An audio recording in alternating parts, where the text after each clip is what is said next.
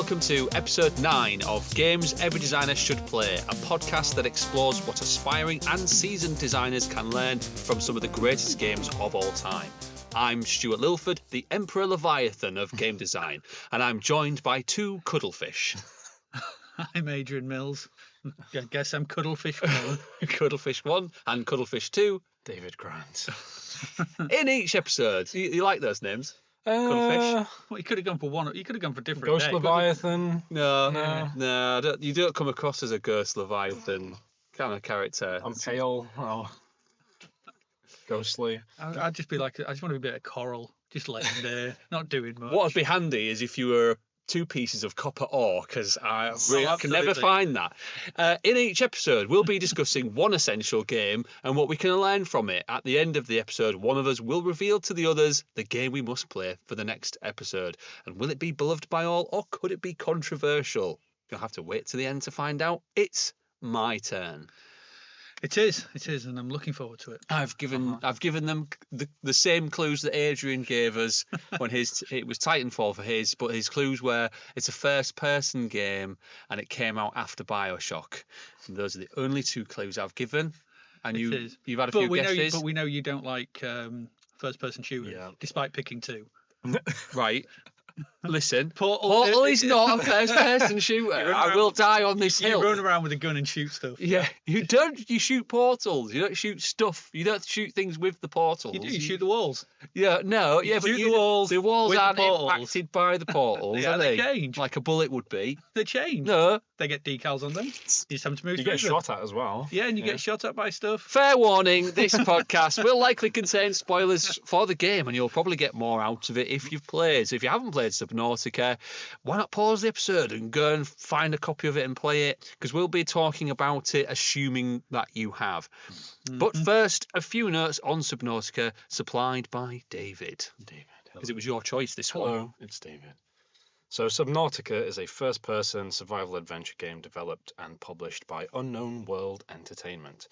It originally released in early access on Steam in 2014, and then came out of early access in 2018, with a few minor updates sort of during the development of Subnautica Below Zero, which we're not going to go into for this session. In 2018, it won the Breakthrough Award and the PC Game of the Year at the Golden Joystick Awards, and Fan Favorite Indie Game at the Gamers' Choice Award.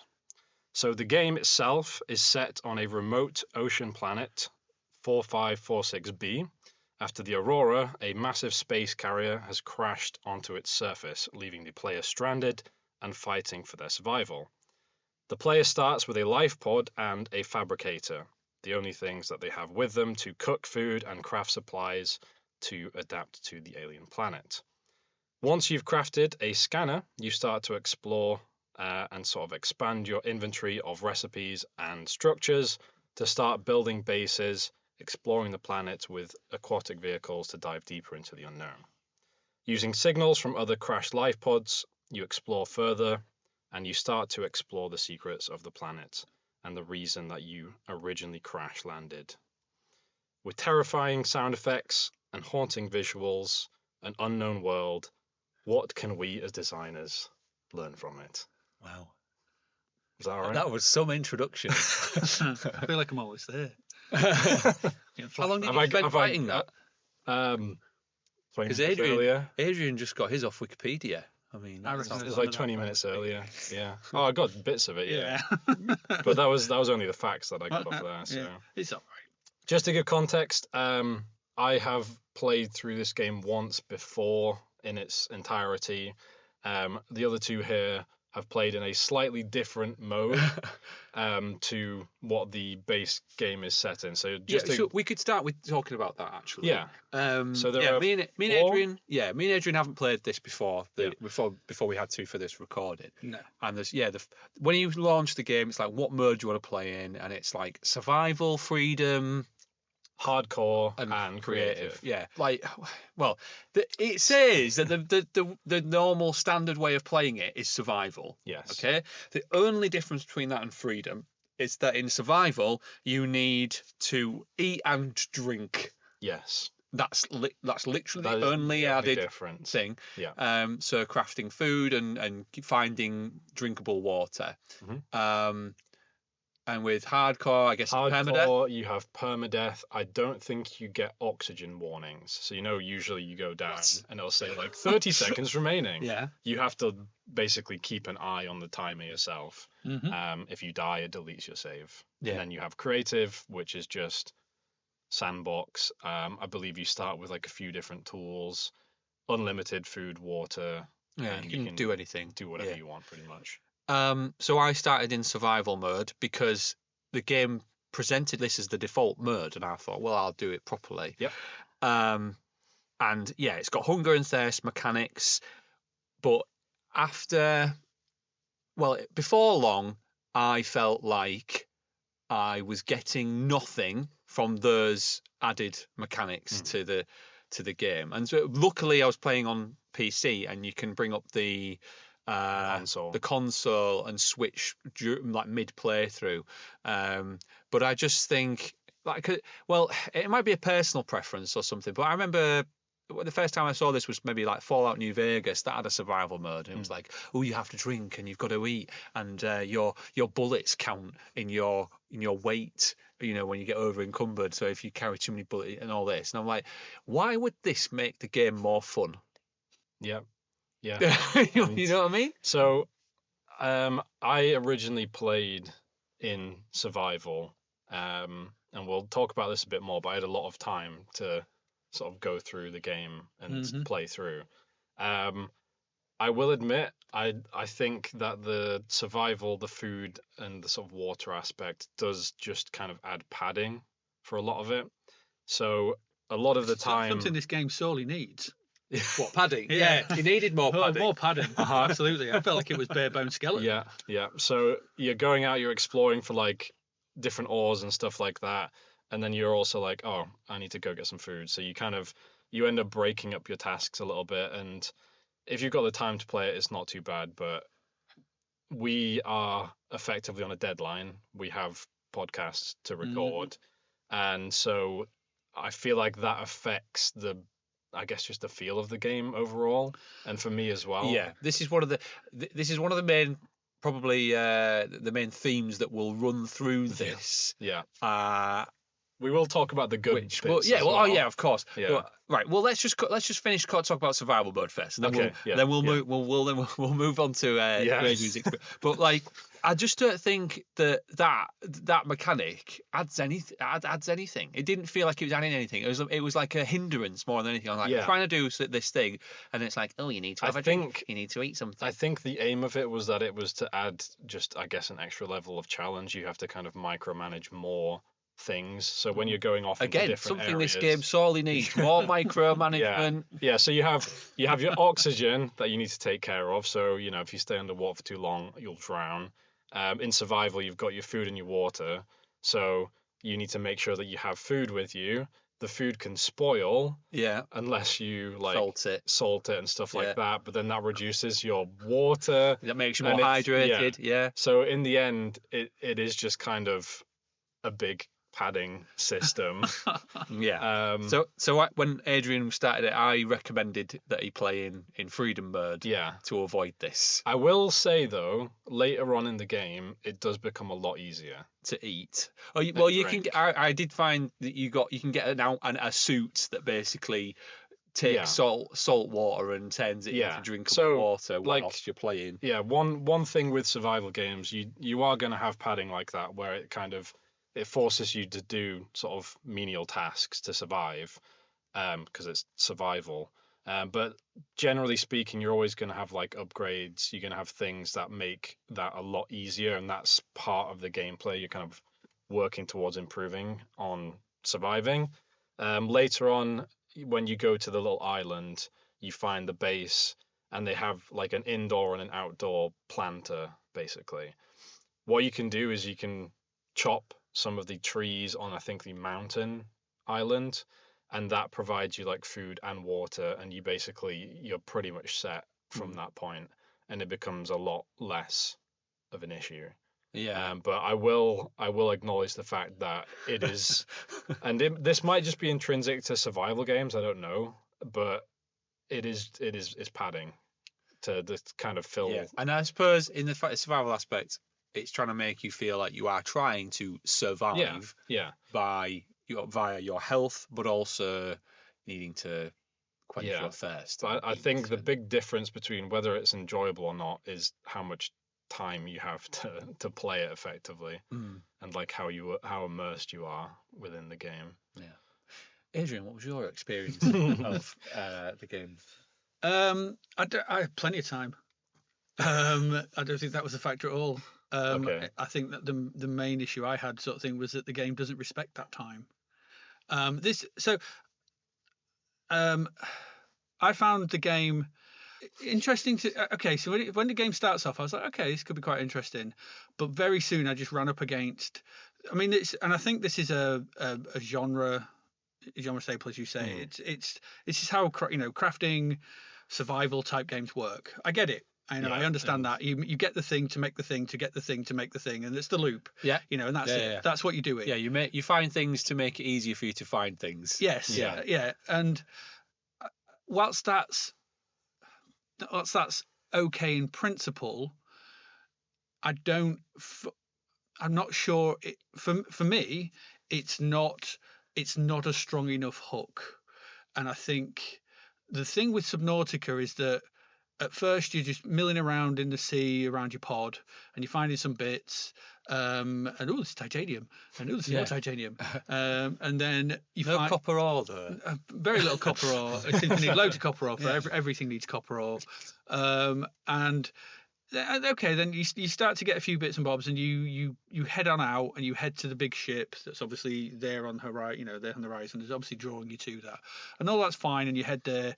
You get annoyed by crabs. Those crabs I hate. We'll go into the crabs, but you get annoyed by crabs. You go in, and so this is a perfect example of one of the things I think is an issue with this game, is that I don't think it actually tells you. It doesn't tell you what to do, but does tell you what to do. But then it tells you the wrong things of what to do. So the first thing you do in the game, as we were chatting about this, was you put out a fire. Oh yeah. You get a fire extinguisher and you put out a fire in the pod. That's the very first thing you do. And to me, that's like, all right, they've taught me how to put out fires, right? So that's great. I can put out fires, and I know how to put out fires. So when I get to the ship, I'm thinking I can explore the ship. And when there's you get into the ship, and I think the first thing you do is off to the right. There's a room you can go in. I think the captain's room or someone's room or something. You can explore there. And then there's a slope with a load of boxes down the bottom, and there's a ledge around it with loads of fire on it. Yeah. Fire you can't put out. Yes. Yeah. I think. And those boxes are really hard to jump over. So I was thinking. Well, the thing is, you're not supposed to jump over them. You're supposed to use the pulse cannon thing or the gravity gun. I actually did manage to get over them. Yeah. Well, I did what you're thinking of, where you go over the top and drop down, but you end up getting singed because you can't put those fires out. So the first thing it's taught me to do is now the first instance in the game where it's asked me to do it, it's gone, no, this is special fire. And I had like 5 fire extinguishers with me at this point. Yeah. I built loads. I'm going up there, well stocked. I'm going in, I'm going to put that fire out. Yeah. Run out that one, drop that one. I was like, and then I got burnt really badly and died, and was back at the pod, which means I then have another 2-3 minutes swim of pure fun back to the ship, and then I have more crabs. Yeah, the crabs. I get that checked out. So this loop, I was like, I'm not sure what the game is teaching me. I'm not sure what the game actually wants me to do. And the thing what it wants you to do is scan. Yes. And the problem was that I didn't miss that. Yeah. So it's not clear that the game wants you to go down and find all those empty boxes with the little objects in and scan them and then start building from there. Yeah. You're supposed to just do that, and then you figure out that you need to do it. It almost would have been better if you even if you did put out the fire extinguisher, you get the scanner and there's like a few blueprints that you can scan or something. Teach me, and then you go into it instead of having to craft. Or I don't know if the thing speaks to you. There's the radio. There's thing that it tells you to do. Put out the fire, I think, and the fabricator.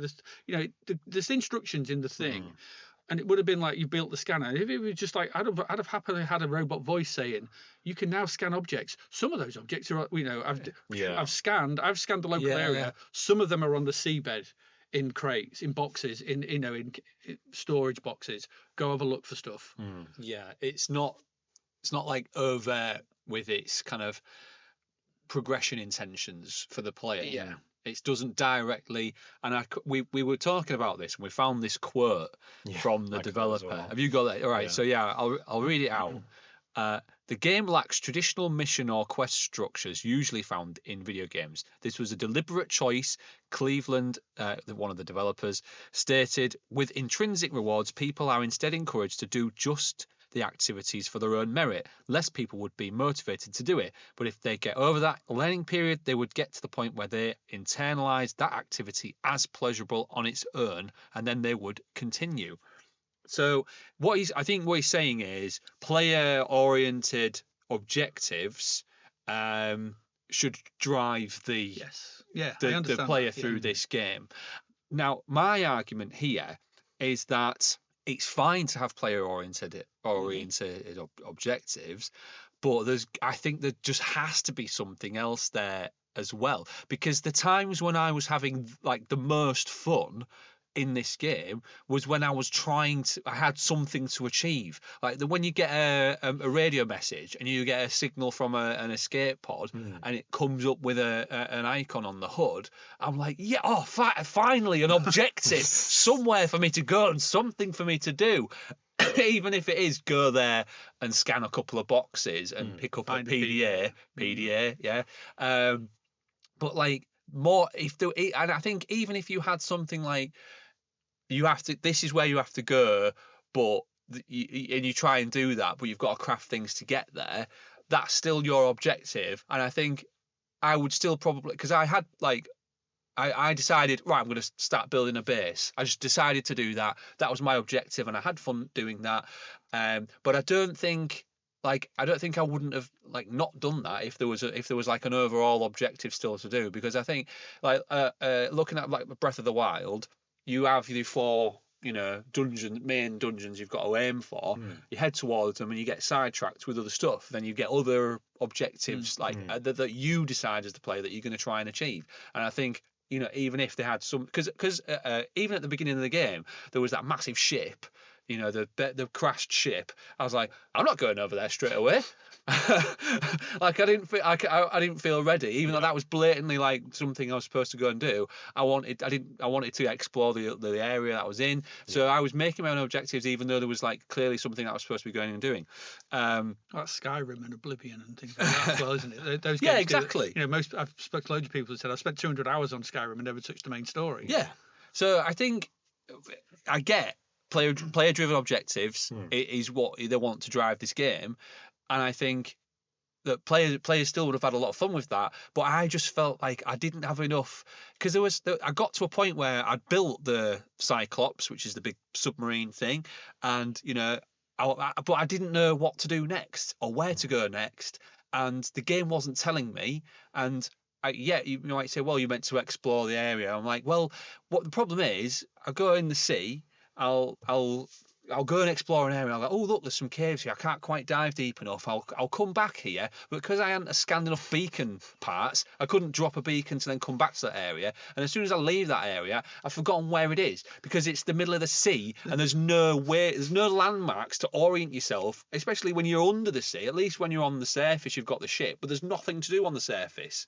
So when you're underneath, you lose all orientation pretty quickly.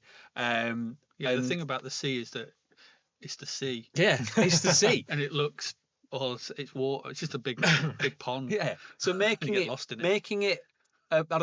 map more accessible or more of a thing, because they did have maps. You could have the 3D map on the little sea glide, but it wasn't. And you had the map in the scanner room as well, which you could construct as part of your base. Yeah. But just having something where, okay, this is the area, these are the areas you've explored, because I would not remember where I haven't been, and so I wouldn't know where to even try to explore next. Yeah.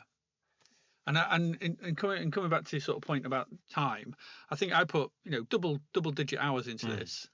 And I was nowhere near as far as Stuart got before I was like, I'm done. I was done because I just didn't feel like I'd progress. And it's not like I don't mind crafting stuff. I don't. Get on with that. I was a huge fan of the like No Man's Sky when it first came out. The thing that everyone moaned about there was nothing to do was actually you just go around and shoot stuff with your rock and get stuff and get more, and and I loved it. I thought it was great, flying around and doing things like that. But I think there was variety, and I think that's another thing that this game lacks in the short term. It may have extra biomes as you go along and all these other bits and bobs. And I kind of saw one of them once when I went down very, very deep at one point when I got there was something that was like at 500 meters down, and I saw these weird sort of alien creaturey sort of jellyfishy type things. And then I came back up. They looked like the things out of Mars Attacks. The floater thing. Yeah, they look like those. And I was like, oh, that's quite interesting. But then again, like you said, I came back to the surface, moved about a bit and went, where were they? Yeah, immediately forget where. Where was that? Because now the beacon's gone because I found the PDA from it. So I'm like, I've no idea where that was. And I just don't feel that the game, when I spent hours looking for a laser cutter. Yeah, I did. Just looking for a laser cutter because the laser cutter is in 3 bits in 3 boxes that are on the floor of the ocean. Yeah. Now, I don't know if you've been to the floor. It's big. It's big and aimless. No. And the other thing as well with that, right, because I had this with looking for the... Sorry, David. Yeah, I had this looking for the Cyclops parts, right, which comes in... You've got to find 3 sections for the Cyclops, and each section has 3 different things you've got to scan for it. Times, yeah. Okay, so I knew roughly that I needed to be in, like, the mushroom forest a bit. Is it? Is that what it's called? Mushroom forest, yeah. Mushroom forest bit, right? And again... How did you know that?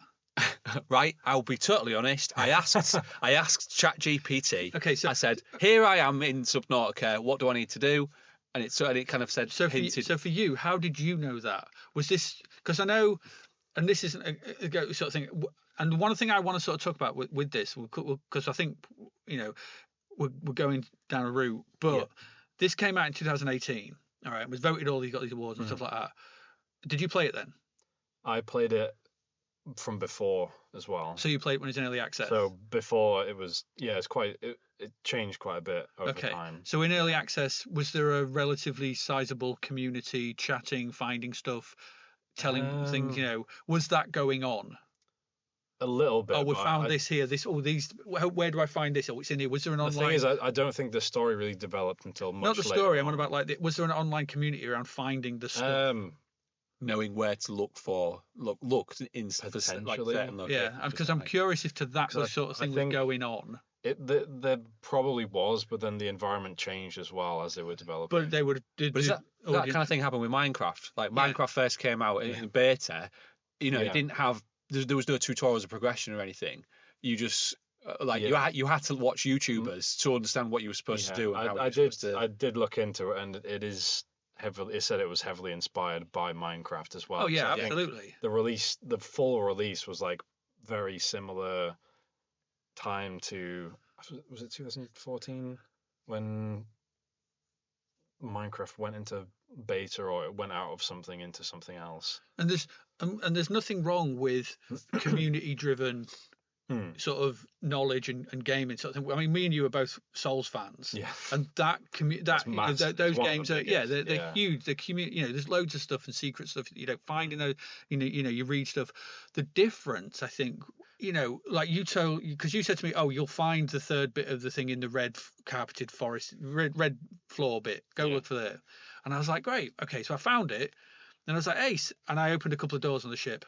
And this has taken I was like, the reward here is the time I've spent to do this. If I built a table in my house, I'd have that table for life, and I'd love that table, and it'd be amazing because I built a table. The legs wouldn't be even, it'd need propping up, and it would probably fall to bits. But I built it, and I felt kind of cool about that. Here, it's just like I've scanned 3 things, put it in a fabricator, and now it's giving me it, and I've got a couple of doors to open. And behind those doors was more things to scan and stuff. I went up there and I found a bit of this, and it was like, whereas in Dark Souls, a similar sort of fan-driven community type thing, you progress to a point, you beat a boss, you get some story, you find some lore, you find some stuff out, and there's a progression, and it's clear. And my thing with this game was that, and I think kind of Stuart alluded to it, was that the progression I don't know what it was. I don't know what I was doing. Yeah. There were times where, like I said, the best times I had was when I had an objective that I was aiming towards. You know, sometimes it was I'd made it myself, like try and make a base, try and make it to the big crash, see what's over there. But other times I'd be like, right, when I've done those things, now what? And I was just sat around waiting for a radio message. Like I afterwards, obviously, we were looking at the map of the game, and like, how would I have known to go to certain locations? It might be saying, oh well, go to those areas you haven't explored. Well, again, I don't know where I haven't explored because it's just the sea. And back to it, your point. Looking for stuff. Yeah, I put 17 hours into it, and I got to a point. Again, I didn't know what I was doing, so I thought, right, I'll ask ChatGPT. I'll say, here's roughly where I am in Subnautica. What do I need to do next? And it was like, well, you need to build. Yeah, I remember you reading this out to me now. Yeah, you need to build a Cyclops. So I was like, okay, that's given me an objective to build a Cyclops. Even if the game had given me that objective, I would have been, that's fine. Build that. So I suppose it kind of does by giving you the blueprints in order to do it. But you have to, or I had one of the 3 blueprints. But first I had to scan all these things, and it took ages. And I was in the mushroom forest, and I was going around because I knew this is where it was. I was going around scanning bits, and I was like, brilliant. There's the first part. Fantastic. Okay, there's the second part. Brilliant. Oh, there's another Cyclops bit. Oh, it's the first part again. Okay, I'll move to the next bit of mushroom forest. Oh, that's the first part again. So it's just giving me titanium or whatever. Like, just give me the third part, please, so I can finish. And then I'm like, in the mushroom forest, I'm like, wait, have I already explored this part of the mushroom forest? Because again, I'm under the sea. I've lost all orientation. I don't know. And then I just keep driving around, looking. It's not looking for a needle in a haystack. It's looking for a bit of scrap metal in a mushroom forest. But what I found after doing that for 45 minutes was that is not fun. Yeah, there's a great talk. There's a great TED talk about 7 ways to engage players. And essentially, one of them is talking about boxes and opening boxes, and how players like to open boxes. And the thing is, he says, you put in a game, here's 15 boxes, and there's 3 things in those boxes that you're going to need to find. So you open, the first few are quite interesting. You find one of them that drives you on to that bit, but by the time you get to box 11, 12, you're bored. Yeah. Or something like, and so the game just needs to give you the thing. Yeah. Because you've done enough. Don't open more. And don't make you, but this has no, it's like, we've put it in, you don't find it, it's on you. I think games, when you make them, should be aware of, like, you've got the third bit, all right, we're just going to know it's in the next one. Yeah. I mean, roguelikes do this. Roguelikes, most of the time, they're not complete randomness, because you would end up with seeds where the player is just, it's so boring, or it's too challenging, or whatever. It'll have things in there, like checks in there, monitoring what's going on, what the player's doing, and they'll answer certain things. So like, if you unlock an item in a run, it'll be there on the next run for you to try that kind of thing. Yeah. And I feel like that was a really easy thing that they could have done there. Okay, he's got the first 2 parts for this part of the Cyclops. He's scanning in the right place. We'll give him but no. I ended up having to go to a different biome altogether before I even completed that. It's Tom Chatfield. That was okay. Tom Chatfield, 7 ways video games engage the brain. You can find it on YouTube. It's a good video because it talks about this problem. Yeah. This issue of, like, you need to engage players. Yeah. And we're going to change a bit in a moment, sort of thing, because I do feel like we've been ragging on the game. And so, I think that's one of the things you were saying, just to come back to this thing you were saying about, like, the player-driven things. Yeah. I mean, that's just secrets in a game, Easter eggs, whatever. It's the helmets in Titanfall. You don't have to go find them all. Titanfall pushes you forward. You can go help and find them. It's the feathers in Grand Theft Auto 4, it's the pigeons or whatever. The feathers are from Assassin's Creed. Oh, the feathers are Assassin's Creed. What is it? The pigeons? I think it's the pigeons in Grand Theft Auto 4. Which secret packages. It's the whatever. It's all the shrines in Zelda. At the Wind Waker, seeds. Or Korok seeds, or 1,000 of them, or however many there was. Those are the things that you layer on top. And I think what this game does is it misses it's the bit underneath. It's the foundational part of the engage the player, and it relies on that. And I get that is absolute catnip for some players. Yeah. And I get that. Yeah. And so to come to a more positive note about this, because I can see you stroking your back and getting angry. I think Dave's going to go full Hulk on us in a moment. No, it's amusing. But it's going to be less cuddlefish. The thing is to sort of say that's positive about this, and I will say this about the designers. They made exactly what they set out to do, and that's an important design decision because I've come to the realization over time, not every game is for everyone. Yes, that's a good point. I have chased in the past. Being members of online gaming communities and stuff, when everyone sort of you read reviews back in the day, and everyone would rave around a game, and you play it and you're like, I don't get it. There's loads of games that I've played and I'm like, I don't understand why everyone's going on about, oh, this is brilliant, this is amazing, and I'm like, I don't get it. I just don't. And you feel this is one of those games. You feel like it's my fault. You feel like it's your fault, but it's not. Yeah. And that's because they've made a game that appeals to certain people, and that's okay. And I think as a designer, if we're taking things away, a designer, stay true to what you want to make. Make the thing you want to make, because you will probably have an audience somewhere. Which Subnautica absolutely does. It just ain't me. Yeah. I mean, we talked about this a little bit outside of it, but Minecraft. That's not me either. Yeah. Yeah, I played a bit of it, but again, it's not something I would want to invest a lot of time into. But there's clearly an audience out there. And I think the movie comes out this week. And it's clear sort of thing. And I'll just mention it. I think it's an age thing. Excuse me. Because I'm the oldest. You're in the middle. I'm the oldest. You're in the middle, and Stuart and David's the youngest. Yeah. And I think there's a point where you grew up through what games you were playing growing up will obviously countenance and influence the games that you kind of like. Yeah. And having played a lot of games, old C64 games, the games in the titles in there which do this, and there are a number of games back then which did this kind of things like Elite, Mercenary, these kind of things. I hate them. I hated them then. I hate them now. Yeah. Which is like in those communities, people are like, how can you hate that? It's a classic. I'm like, it's boring. It's just dull. And that's because they're just not for me. I came to terms with the fact that I like to be led down a story route and told a thing and being able to engage with that. And this, for me, Subnautica, there's a story there, I think. Yeah, there is. Yeah, but there's definitely some exciting stuff that happens quite early on. The most exciting stuff I found was getting to the alien base thing. Yeah, that was really cool. And the explosion as well. Where they blow the ship up. And the first time you see one of those leviathans. Oh yeah. The reef that one's the that's massive all one. good. That's great. I found I went through it, found this underground lift thing, and it took me up, and I was like, oh, this is all good. Yeah. I found something called a doomsday device. I mean, that's evocative. I was like, this is cool. Yeah. All right. And then I found a thing to put my hand in, and it went, you're infected. Go away. Yeah. And I was like, oh, what do I do now? Yeah. And they just, it's like they just turned away with you in a huff. Not telling you. Yeah. Take my ball home. It's like, you just...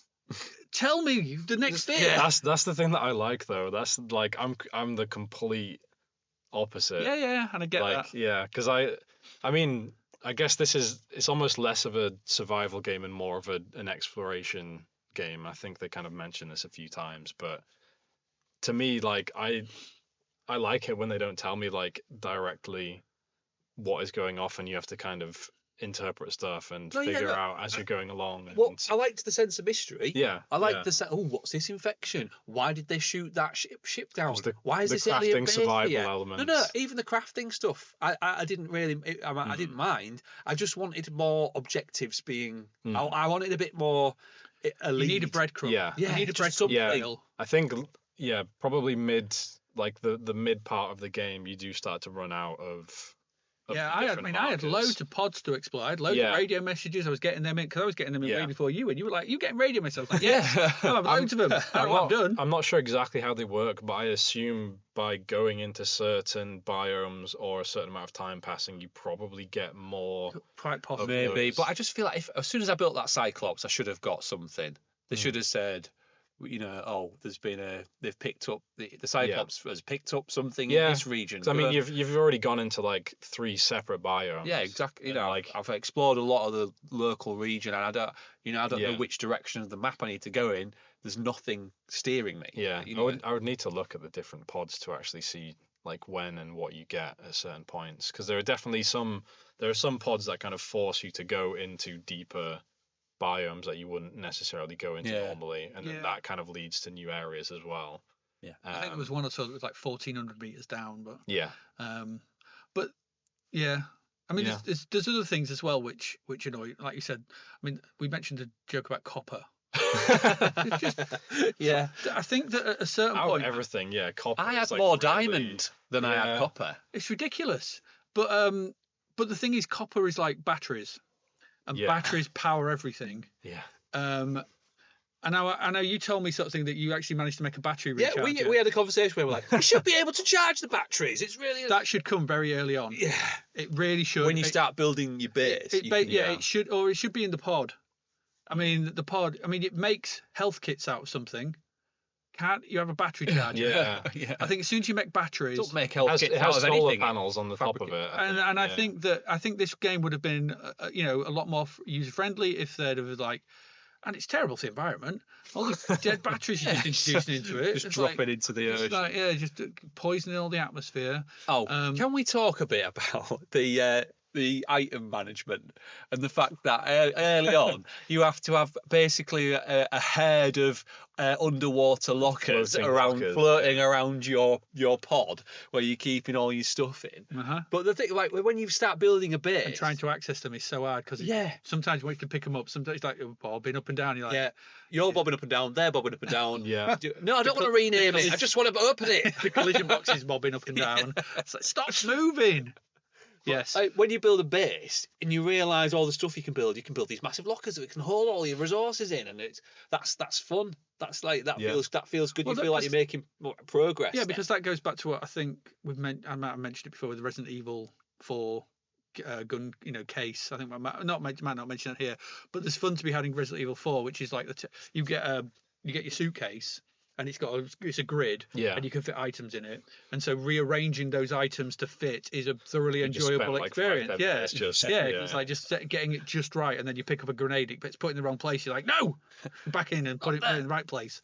But there is we said this about Tetris. Yeah, there is something inherently pleasurable about filling things up with stuff in a neat way, or being organised with stuff. Because I had a locker for titanium and a locker for gold and all this kind of thing. But go back to the early part of the game, and you're like half of your inventory is taken up with a rebreather and a breather and a suit. And then you crack the scanner and the pulse cannon. But I think you have to learn that I can't take all these items with me. So if I'm not going to the Aurora, I don't need a fire extinguisher. So I can leave that. Even if you did. But it's thinking about what you need to take with you. I guess. I mean, that's what it is. It's kind of whether you like it or not.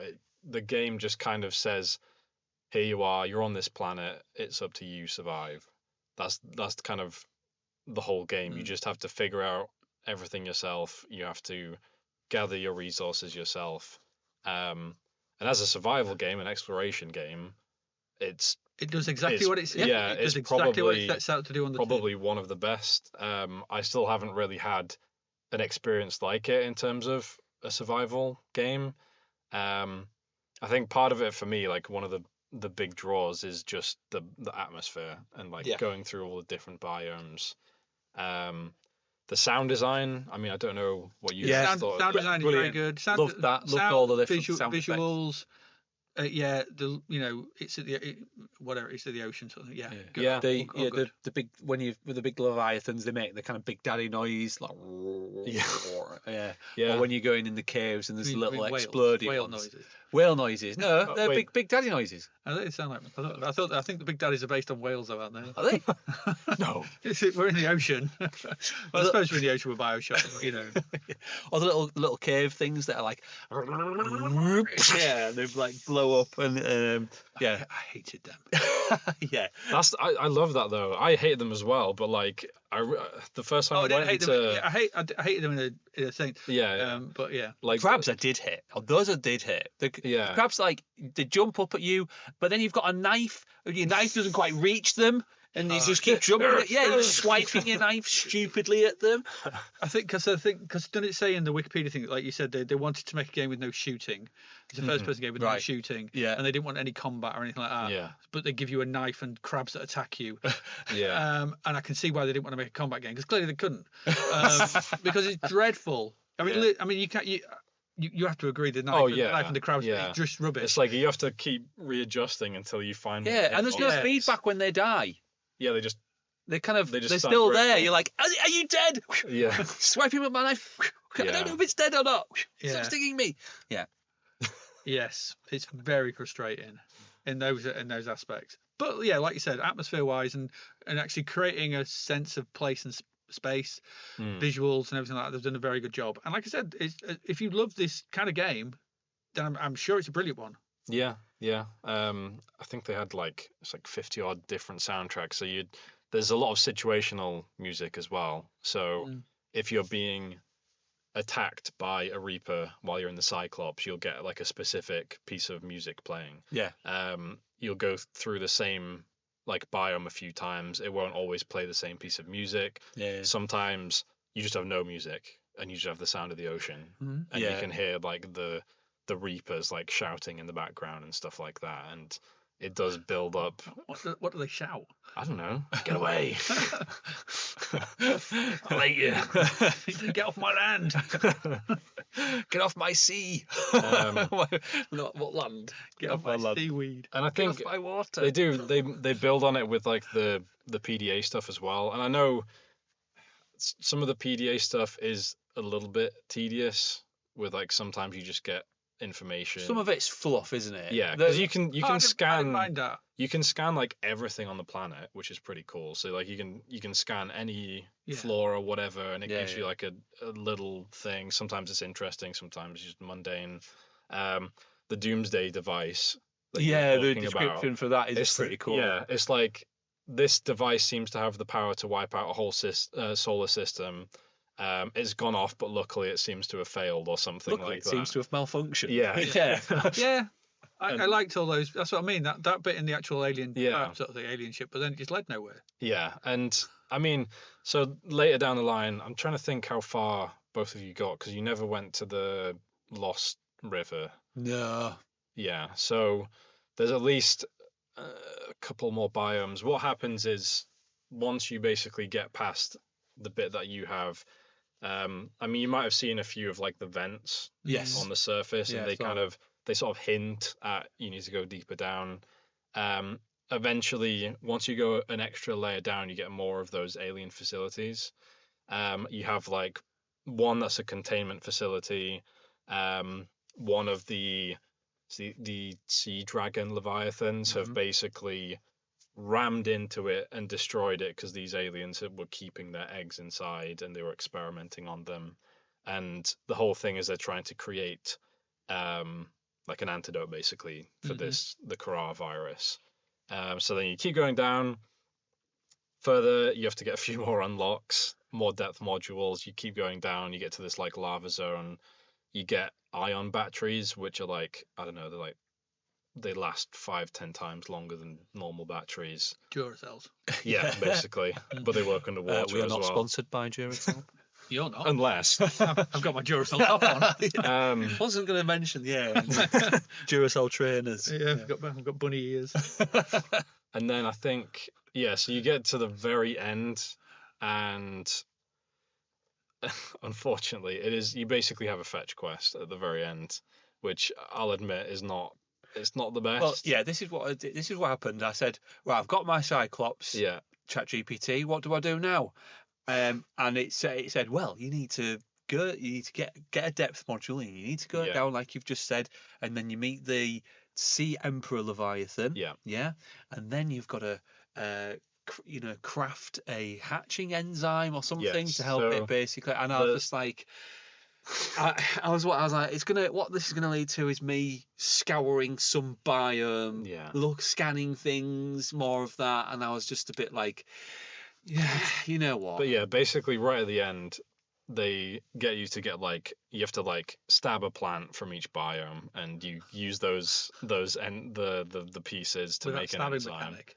Yes, the Knife. classic stabbing mechanic. I upgraded my knife to like a fiery knife. It's Yeah. quite cool. Underwater. Yes. Yeah. It's like I don't know. It's like he could, handheld lightsaber, Hot like a mini lightsaber. yeah. I remember in the early game you had to use batteries for that, and it was they edited that out. Good 'Cause for it was cutting butter, I guess. terrible. Yeah. 1,000-degree knife. Cutting bread, it makes toast, instant toast. Oh, Is that Futurama? Yeah, it is Little like Futurama. lightsaber. Yeah. That's thing. that's basically what you have. Yeah. That's what you have.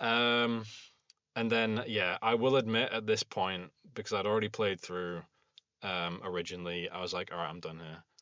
So Now- I hatched them. I did get the different plant things, but past that point, you have to build a spaceship to leave. Oh yeah, yes, I remember doing that. How many craftings that? There was a lot of crafting, but at least you felt like scanning? you're making progress because the base of it you make is quite quite big. But yeah, that seemed quite exciting to me. But it was when it was just like, the stories basically lead to more crafting and more looking for needles in haystacks, and I was a bit like, well, at this point, it's not going to be off. It's not going to give me anything more. Do you have to do all that to finish the game, or can you just make the craft and bugger off? So you have to do the hatching enzyme thing to basically hatch the baby sea leviathans, and they produce a thing that basically cures the Kara virus. I think it'd have been a more interesting game if they'd have just let you go.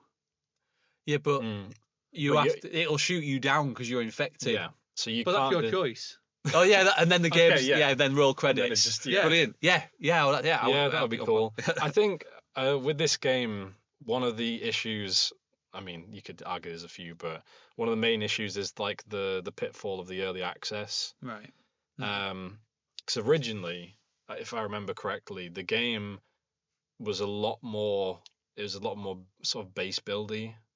So you had a tool that literally let you cut like spheres out of the ground, and you could like then replace the spheres in the environment. So you kind of use that to build a base and an environment. A bit more Minecraft-y. Yeah, a lot more. But then that caused a load of issues because like you could just dig straight down and like get to the bottom of the thing. But I think just it's the thing with early access, like the vision can potentially change as you're going through, and there's lots of little things. Well, that's the story and. I mean, early access is just game dev. Yeah. It's just when you're making a game, usually at the start you have a thing. I'm trying to make this, and then as you make it, you realise some bits of it are not fun, or some bits of the thing, and then you come up with other bits, and it's an ever evolving. But it was iterative design. It was one of these games that was like very public. Yeah. And they get, you get a load of feedback from YouTubers and from people playing it, and I think that probably affected the. Yeah, I mean, it's one of those things in it with early access is the question of you're going to get money in. Yeah. If you're charging people for early access, you're going to get money, which helps with funding, which helps to keep it going. That's fair enough. But then you're getting public QA. Yeah. Yeah. And I think that affected. Address. Yeah. Yeah, because people have bought it, and once someone's bought something and you're in early access, there's this feeling that you're beholden. You have a right. They have a right to comment and criticize. You're not making the game I want, but then. Two other people down the road, you're not making the game I want. You're not making the game I want. Yeah. We're making the game we want. You're just along for the ride. Yeah. Yeah. And there's an awkward path to walk there. Yeah. I don't think I would like to. You've got to appease a certain demographic that they feel entitled to have input on the game's design almost. Yeah. But I think what you were saying about what we've been saying about player types. Rings true for this. I looked a little bit about. There's a thing called Bartle's taxonomy of player types. You're one of four. He reckons you're either an achiever, an explorer, a socializer, or a killer. Achievers are focused on gaining points, levels, and status. They enjoy completing objectives and mastering a game. Well, maybe that's what I wanted. I wanted objectives to complete. Probably a bit of me. Yeah. Explorers are interested in discovering the game world, its mechanics, and hidden secrets. They enjoy experimentation and uncovering lore. That's you, David. Yeah. I mean, to be honest, I think I'm a bit of all of that. Yeah, actually. No one's reading them. Yeah. To be fair, I quite like all that stuff. It's just, socialise, engage with other players, form relationships, enjoying interactions more than the game's mechanics or goals. I guess things like Among Us, maybe. Yeah. Stuff like that.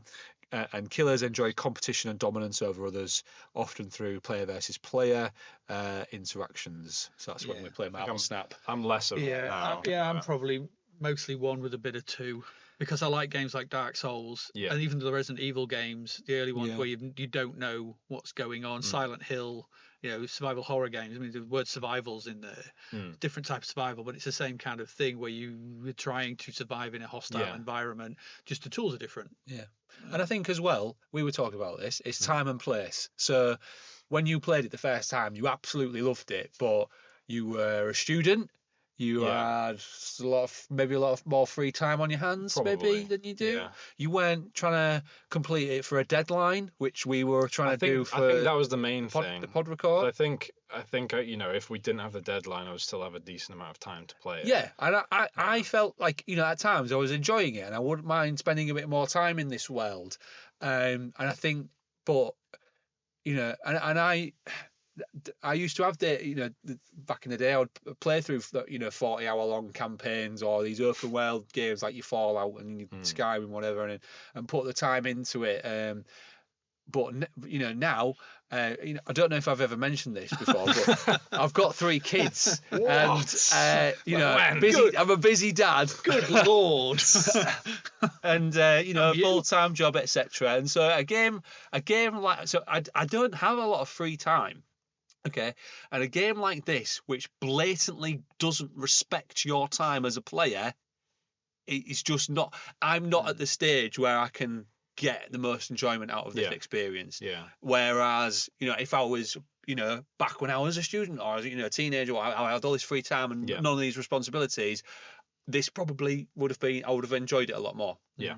Yeah, I can agree with that. See, I wouldn't. I know I wouldn't. I know what kind of games I like, and I know what kind of games I didn't like. I was into arcade experiences growing up, which games like Ghosts and Goblins, Green Beret, classic arcade games, Double Dragons, Golden Axes, instant gratification, look cool, is massive fun, huge amount of lights and sound going on in your face. Give me that.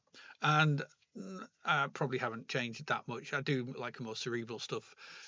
In times, but I want games to. I think you're thinking it comes down to like sunk cost fallacy. Yeah. Where I put loads of time into this, so I must enjoy it.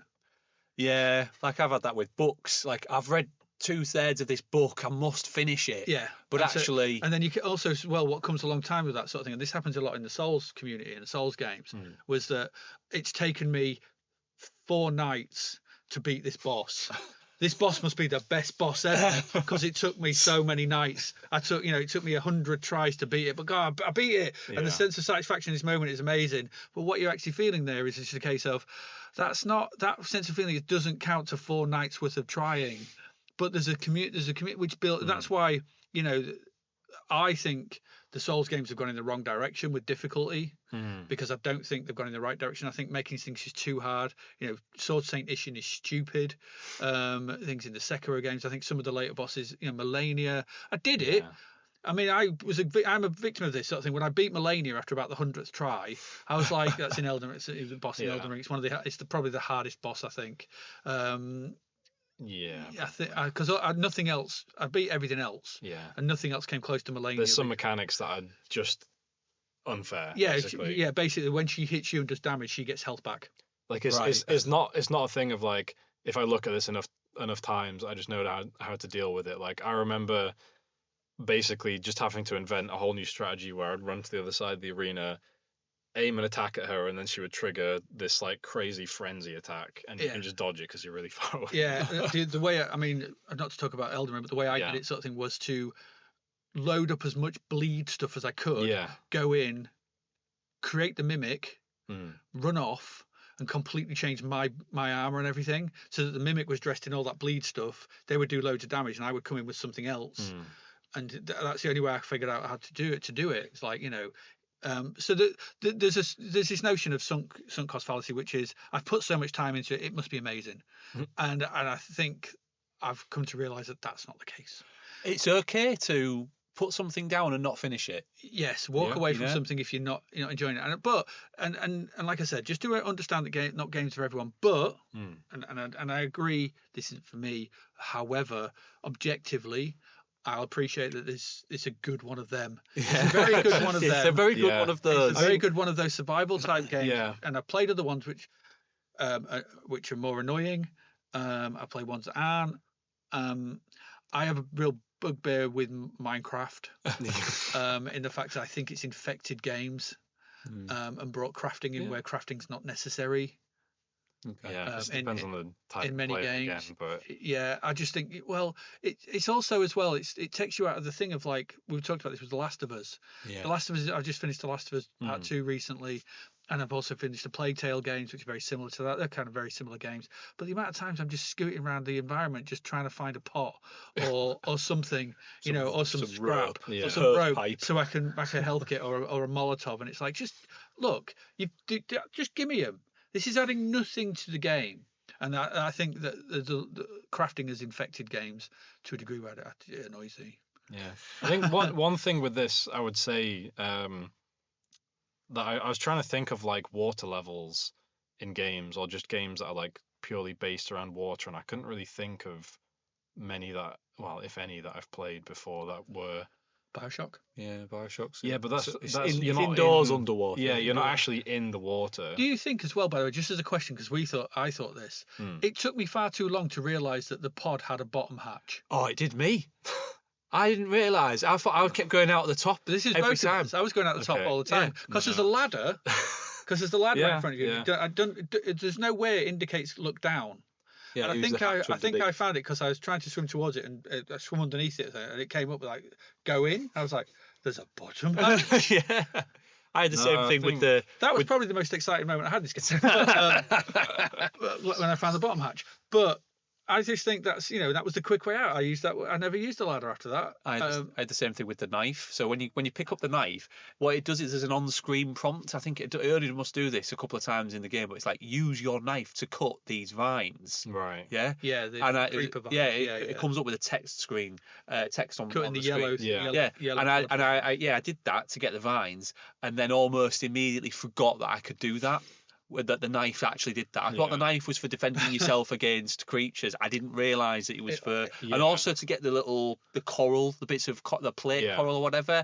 I didn't realise you could even use your knife. I think the game does almost expect you to have like a certain amount of knowledge of these type of games of genre expectation. Which it shouldn't necessarily for. I think later on it's fine once you've got used to how the gameplay loop works and stuff like that. But there's definitely some stuff at the beginning that would benefit from. There's too much gap. There's too much gap in between the moments of learning. And then the things you have learned, like I said with the fire extinguisher, are not things you need to know because they don't work.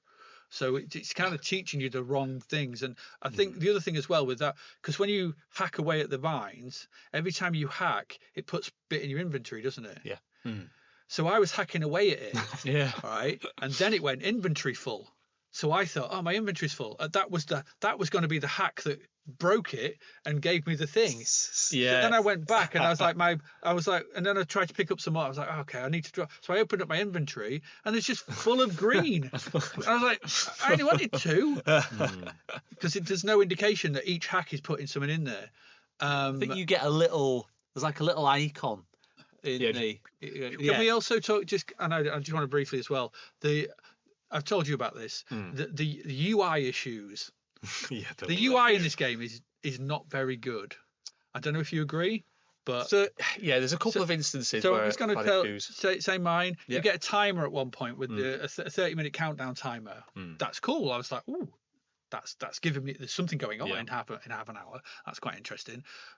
But you can also put up. For the things you've got to craft, for those who don't know, haven't played it, for the things you've got to craft, you can pop up the blueprints and it puts them on the top right and it pins it. Yeah. So, these are the items you need. And with the counter, and again, that's kind of useful. And I did like those bits. That's kind of good. Apart from it puts the timer over the first one. So it puts the timer in the UI above the top right, which then is above your first thing that you then pin to try and find, meaning you have to pin something you don't want. Now, that's a stupid design. Yeah. You can also like open your PDA like in a wall or a fish, so you can't see or when you, I don't know, because I was playing it on the Xbox, and I don't know if it's the same. I don't think they've probably done much work to the UI from Xbox thingy. So when you open up the things to the fabricator, You go, you click on it, and then there's like 9 little circles with things in. But when you move your icon above them, the text is above them. Yeah. So I don't know where's my thing that I can find. It's just the UI is. I had so similarly when I was building the base stuff, you can use your PDA to look through all your items that you can craft. Yeah. But if you hover over one, it comes up with an additional pop-up with the ingredients for it, which covers everything else. Yeah. So I'm like, I can't see the rest of this menu because it's telling me the ingredients for this thing. So yeah, the UI. This is what I'm saying about these. It's like these mini micro cuts. It's like this game annoyed with 1,000 cuts. Yeah. There was one thing that it does badly, but it does a lot of things which are like, that could be a bit better. Yeah. That could be a little bit better. This could be, the onboarding could be a bit better. Yeah. And that. And the breadcrumb trail could just be a little bit stronger to lead you. If you're not doing something, if you haven't done something for a day's past, and you're like, you could just go, oh, I've noticed this in the environment. Oh, great. Okay, cool. Yeah, this has been detected in this area. Yeah. And head off. Yeah. And just that. And I know that's not the kind of game they want to make, and that's fair enough. But it would have opened it up to more players. Yeah, and you could have turned them off in the, turn off hints. Yeah. Yeah. Yeah. But I guess this is a game made by a small studio, 2018. I think those kind of things. I mean, it's 7 years ago, and those kind of things, I suppose, are only games that just doing, big games maybe doing it back then. But a lot of games now would have hints and turn off systems and stuff. Yeah. So fair enough, those kind of things. But I just wanted to be led a bit more. Same. Shall we end on some positive notes? Yeah. About the game. So what we're playing next then? Sorry, David. Sorry, you're going to kill me after this. I mean, for that sick burn. Micro cuts. I mean, for me, it was just the atmosphere and the immersion of the game. That's for me, that's the biggest thing. I think the environment design is nice in terms of it does encourage exploration through curiosity. So if you are driving through, you see a cave, you want to go in that cave and explore it, or you see a part of the wrecked ship, you're like, ooh, I want to go and explore that, or the alien structures. So it does do a bit of that kind of encouraging exploring the environment. I mean, you make a lot of valid points with the little UI issues, all the blueprints and stuff like that. I guess for me, I was too immersed in just going around the world that didn't really bother me, even if it was for you it was right game, right place, right time. Yeah, and that's definitely it. If you are immersed in this and you're quite happy to swim about and you're just doing your thing, you're just taking your time with it, brilliant. It's good for that, I think. But for this, we're up against wanting to record it on this day, so we only had a set amount of time to invest in it, and so it felt like when our time was being wasted. Anyway, we don't need to. We're talking positives about the game here, David. Always.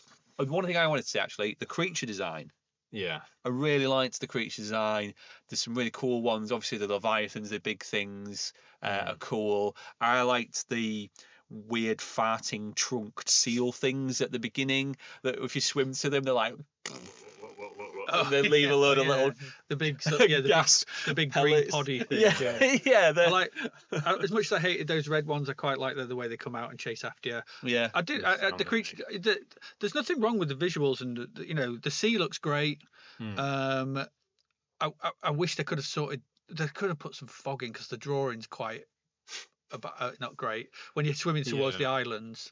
And you get a little pop in. And like you said, you can see them from a mile off because the clouds are different. I didn't actually notice that at first. And I saw it when you mentioned that, I was like, oh yeah. Yeah. I think they could have hid them a little better with a bit. But why just have them there? They would have given the player another objective. Well, it's draw distance, because if you swim far enough away from the spaceship, it draws out of.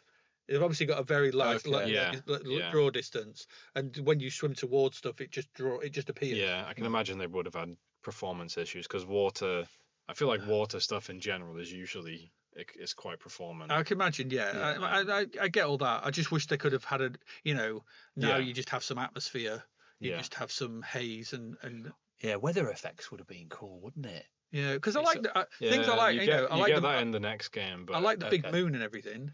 Yeah, the Yeah. big, The the big skybox moon's You was actually- really nice. nice. I think there's a few occasions where you get like an eclipse as well, Okay. Oh, and cool. like because usually you just have like sunlight, and then all of a sudden it just goes really dark, and you're scared Yeah.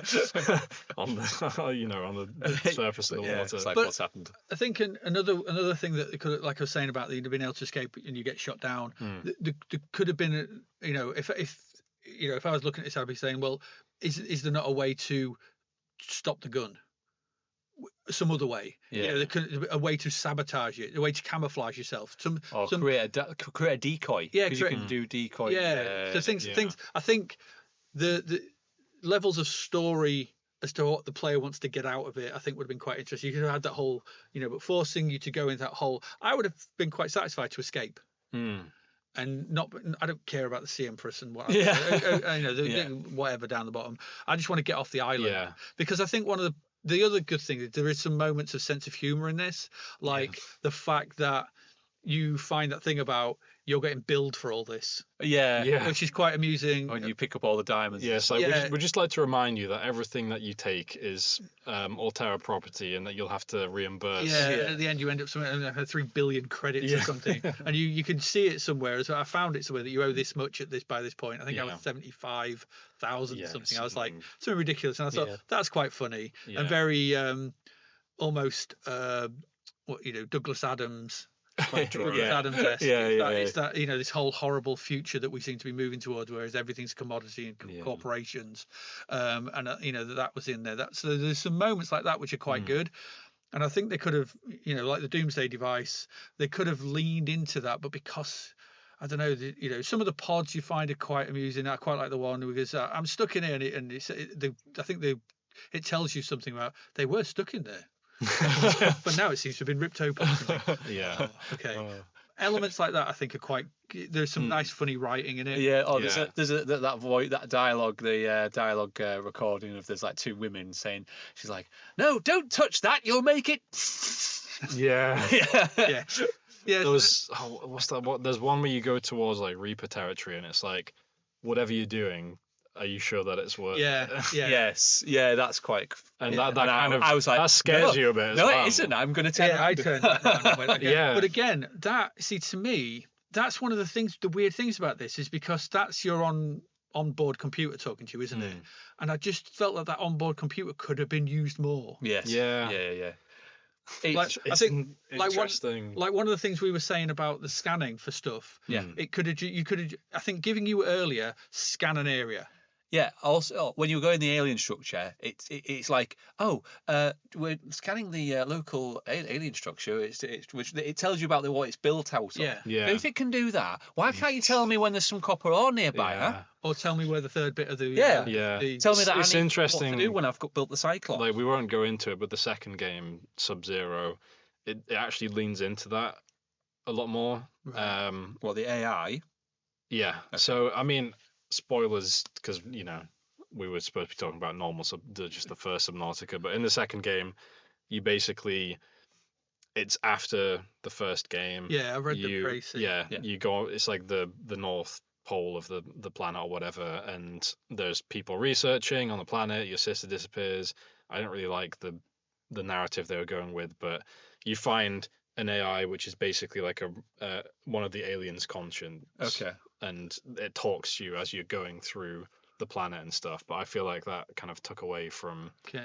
I reckon me and Adrian probably would have really liked You that. probably yeah. Like I said, they've made a great crafting game. Yeah. And I actually don't think the crafting element is. I think it's not that bad, but it's the needle in the haystack thing. It's the lack of knowing what to do that I think for me and in this moment in time, I might have mentioned this earlier. I've got 3 kids.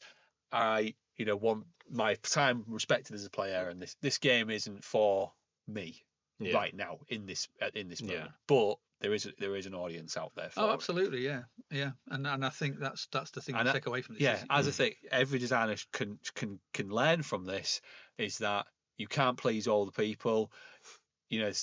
there are different player types who will prefer different experiences, and not only that, it's situational time and place. Someone playing this game will enjoy it because it suits their moment in time, whereas for someone else it just doesn't, and that's okay. Yeah. Yep. Do you want some feedback? Sure. Yeah. So, just before we get into the feedback, just wanted to say we passed 1,000 podcast download since the release of the Titanfall 2 episode. Nice. Which was nice. And we also released a video on our YouTube channel, which was about level design basics. That I've talked a lot about Dr. Langeskov, that game that I talk about a lot. But yeah, and it did quite well. Got like 7,500 downloads and loads of nice comments. Cool. Did really well. So yeah, I'm hopefully going to make some more of those. They take a long time to research them and put together. The next one's going to be on pacing in video games. I think it will be interesting. Just to come, sorry, just something that just occurred to me to come back to that time and place thing. Oh yeah. So this came out 2018, didn't it? Yeah, fully released. Yeah, so fully released. So prior to that, so we're talking about a pre-Fortnite world. I suppose so. Yeah. And I think that's changed. And I think the big free-to-play world. So I think there's an and Fortnite is obviously heavily into crafting and building things and stuff like that in a shooter environment. There's an interest in I suppose. and I think post then interesting to see if something like because there's things like Rust and all those kind of crafting games, the big crafting games, Forest, Green Hell, whatever. I don't know if Green Hell is a crafting game. Is it a crafting game? It looks like a crafting game whenever I see it. I don't think so. I'm going to assume it is. If I'm not, then I apologise. But not sure if that whenever I see it, it looks like a crafting game. Yeah. What I'm saying is that interesting now in the here and now whether something like this would do. Well, they're doing Subnautica 2, aren't they? So they are interesting to see what they'll change. What do you say, co-op? It's a co-op. Yeah. Game. Oh well, yeah. But I guess Subnautica 2 will build on Subnautica. It's got an established base. Yeah. Are the games like this coming through now that are doing well that have to be paid for and crafting? I don't know. I mean, or is it gone like the way of like games like Frostpunk and that kind of way? I don't know. I don't know enough about the genre sort of to know where it's going or where it's gone and how much of those kind of free to play.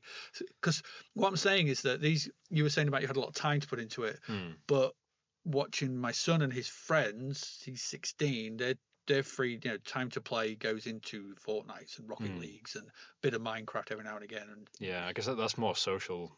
Yeah, it is, but it's also what I'm saying is probably why they're doing co-op though. It's also there's only so many hours in a day. Yeah. So this game needs a lot of hours.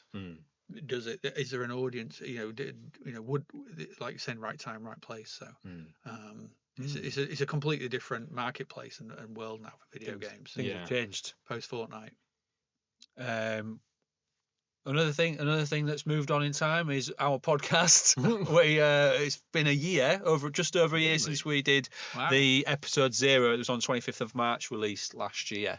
So we've done a year of these. Well, the Portal episode was our first proper one. Yeah. But yeah, we've been doing these for a year, and this is episode 9. So not too bad. 10 with episode 0. You what? 10 with episode 0. Yeah, that's any right. good code of notes. She's not counting to 0. Yeah, that's right. Sorry. So happy birthday to us for the 1 year of podcast. But we had one bit of feedback from Emmy Kenizer. Sorry for mispronouncing that. This was on Blue Sky. I feel that the attention to detail that the handcrafted world has is one of the main reasons the devs can engineer the pacing over the game, and also how much tension the player feels. Is this about Subnautica? Yeah. Okay. Which I can kind of get, because obviously you start off in a in the shallows, friendly biome, safe area. Yeah, safe area, and you obviously it's almost like player controlled pacing, because if you go into these other areas where there's kind of more scarier creatures or whatever, then that'll increase the tension. So it's almost the players in control of that pacing, but they've done that through the placement of the environment. But yeah, I got stuck in the ship at one point as well and drowned. in the big ship. What's the big ship called? The Aurora. The Aurora. Yeah, I got stuck. As you're going round it, as you go towards it and you're going round it, top to the left. You can kind of get in between the hull and stuff. Yeah. Yeah, and I got in between the hull and then couldn't get out. Yeah. And drowned. Just had to sit and wait and drown. I had that with a wreck. I was exploring a wreck and then I got lost inside it. Yeah. Didn't know how to get out. Oh no, I didn't get lost. I had to just drown. I couldn't move. I was stuck in geometry. And I was like, am I supposed? Because that was the point. I was thinking, am I supposed to go in here then, or is the geometry broke? Is this a place I'm not supposed to go? Are we ready for the verdict, or have you got another little bit of the game that you're just going to suddenly remember halfway through this next section? Just remind me. No. Oh, I just remembered one more thing, actually. No. Is this a game every designer should play? Who are you asking? I mean, we'll put it on the podcast. But I haven't. Because not everybody is me. Like I said, not everybody likes the same games I do. I have no problem with it. I think it's a well-crafted, well-made game. Oh, just while you talk about that, I've just remembered one thing that I wanted to talk about from the game. Yeah. No, I haven't really. I didn't think you would. I was just going to interrupt you. Humour is a very specific thing. Humour is. Yeah. Yeah. Not everyone gets it. No, not everyone's going to appreciate every joke. And the timing of it is always important. I would. I mean, like I said, I think it's like proud the point. It's a well-crafted game. It's a well-crafted game, and also about player types, time and place, kind of thing. I think it's something for people to play, but games can't be for everyone. I think that's my take from it. Yeah, and it does, and there are things it does well. I think the crafting is good, the base building's fun, the environments are good, and the creature design, sound design, and I think the early game where you've got things to do, that's all good, and then it kind of there's other things that we can learn that maybe we can do better as designers in other experiences. That brings us to the end of this episode, which means it's time to announce the game we'll be talking about in the next episode. And is there any speculation? You've got any ideas? It's a it's a first-person game, and it came out after BioShock. Any guesses? A Stanley Parable, Firewatch, right? Because you don't like shooters. I like shooters. Clearly, you picked two. I picked a first-person shooter. Or I don't know. Go on. Maybe it might be a light gun game. I don't know. It's Duck Hunt. Duck Hunt, yeah. Duck Hunt revamped. Doom. Any guesses, David? Like No. None at all. Not even one. Go on, have one guess. You might be right. Just one. Half-Life 2. The game we'll be discussing on the next episode of Games Every Designer Should Play is Return of the Obra Dinn. Yes. That was, yeah. I knew it would be something in that. Yeah. That means you got to buy it. Yeah, well, I mean, I don't think you'll regret it. This is a game that when you have those experiences where you think, I wish I could erase my memory of this and experience it for the first time again. Yeah. This is one of those for me, I think. It'll be interesting for me to see what it's like on a second playthrough. But have you played it before? No. Oh, okay. So neither of you have played it. Okay. Should we veto it? No, I'm interested. No, I do want to play it. So it has been on my to-play list for a while. So. It's I thought we haven't really done a kind of deduction-based game, I guess. So I thought it's a good one of them. Is this game going to make me feel dumb? Quite possibly. Oh, great. So yeah, we'll be playing Return of the Obra Dinn. You can play along. Email us your comments and questions on Return of the Obra Dinn to shouldplaypodcast@gmail.com with the subject Obra Dinn. Or if you've just got general feedback on the podcast, we'd love to hear from you. And if you're passionate about game design and love the podcast as much as Adrian hates crafting, don't forget to subscribe, like it, leave us a nice review, share on social media, tell your friends. We are at shouldplaypod on Twitter, Instagram, Blue Sky, Threads and YouTube. Join the conversation and suggest games you'd like us to feature in future episodes, and look out for, because I'll do a post saying, we're recording soon, if you've got any feedback, then you can reply to that and we'll probably read it out because we only get 1 or 2 comments Yeah, an true. episode. All that's left for us to say is thanks for listening, and we'll see you next time. Bye.